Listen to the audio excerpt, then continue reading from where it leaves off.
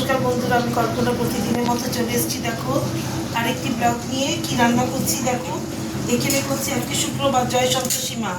অনেক বেলা হয়ে গেছে, আড়াইটার পরে রান্নাঘরে ঢুকেছি। এখানে করবো সোয়াবিন ছেলেছে বাবুর জন্য। এই যে সোয়াবিন করছি, হ্যাঁ। এখানে দেখো আমি সোয়াবিন করছি, আদা জিরে ধনের গুঁড়ো আর কাঁচা লঙ্কা দেবো এর মধ্যে। আর এই যে সোয়াবিনটা দিয়ে দেবো, সেদ্ধ করে রেখেছি সোয়াবিন।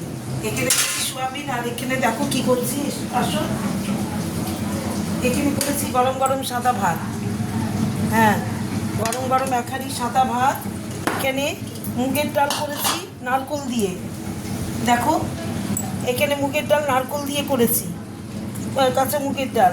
আর এটা করেছি ওলকচু সেদ্ধ করে, হ্যাঁ। তারপরে ওটাকে কি করলাম, ওটাকে ভাজলাম তেলে, ভেজে নারকোল অল্প সর্ষে আর কাঁচা লঙ্কা পেস্ট করেছি মিক্সিতে, পেস্ট করে তারপরে তেলের ওলকচু ভেজে নামিয়ে ওটার মধ্যে তেলের মধ্যে আগে এটা দিয়েছি নারকোল বাটা, একটু সর্ষে বাটা আর কাঁচা লঙ্কা বাটা দিয়ে তারপরে কচুগুলো দিয়ে দেখো এই যে এই পজিশন হয়েছে। ভালো লাগবে খেতে। নুন মিষ্টি দিয়েছি, মিষ্টি দিলে যে কোনো খাবার টেস্ট হয়। তাহলে আজকে আমার মেনুগুলো হচ্ছে দেখো গরম গরম সাদা ভাত, মুগের ডাল নারকোল দিয়ে, সব আজকে নারকোলের প্রিপারেশন।